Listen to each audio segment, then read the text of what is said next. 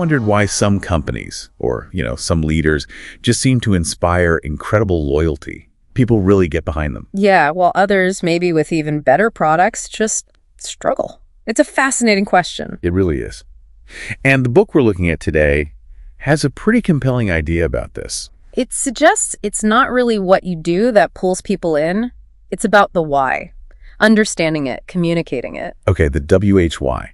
So the book lays this out using something called the golden circle. That's right. Imagine like 3 circles, one inside the other. A target, basically. Got it. So what's the outer circle? That's the what. Super straightforward. It's what any company or person does. The products, the services, the job function. Everyone knows their what. Like we sell widgets, or I'm an accountant. Easy. Exactly. Then you move one circle in, and that's the HLW. The HLW. Okay, so this is how they do the what. Sort of. It's often about what makes them different or special. Their unique process, maybe a proprietary technology, their value proposition. Some companies know this part. So maybe we make widgets using sustainable materials, or I'm an accountant specializing in tech startups, getting clearer. Right. But the real core, the smallest circle in the middle, that's the WHY. And the book argues this is the tricky one. Very few organizations or people can clearly articulate why they do what they do. And it's not about profit, that's just a result. So the WHY is what? The purpose. Yeah, your purpose, your cause, your core belief, the fundamental reason you or your company exists, why get out of bed in the morning. Okay, and here's the twist, right? Most people communicate outwards. Totally. They go, what, maybe how, and then expect some kind of buy-in. Here's our stuff, it's good, buy it. But the inspiring ones flip it. Inside out. They start with WHY. They lead with their purpose, their belief. The key idea is people don't buy what you do, they buy why you do it. But the what just becomes the proof. Precisely. Tangible proof with the WHY. The book uses Apple as a classic example. Ah, yes. How would they sound if they were like everyone else? Probably something like, we make great computers. What? They're beautifully designed, easy to use, HLW. Want one? It makes sense, but Right. It's not very inspiring. So how do they talk? They start with WHY.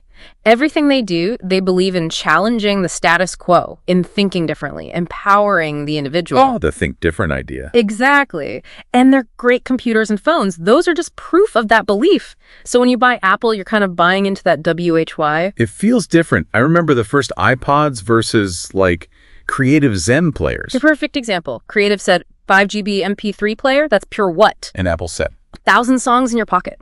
That tapped into the benefit, the feeling, the WHY of having your music liberated. Much more powerful. And it worked. The book also mentions Dell, right? Trying to sell other stuff. Yeah, they struggled selling, say, MP3 players or TVs because their WHY was so strongly perceived as just making reliable computers. Buying a Dell TV didn't connect to any deeper belief for people. So it's about connecting on an emotional level, not just logic. Definitely. The WHY speaks to the part of the brain that handles trust, loyalty, decision-making. It's more gut feeling than feature comparison. And this isn't just for giant corporations, is it? It applies to us, too. To you listening. Absolutely. Thinking about your own WHY. Why you do your job, why you run your project. That clarity can be incredibly powerful. It changes how you approach things. It moves you from just describing tasks to actually articulating a purpose. A deeper meaning.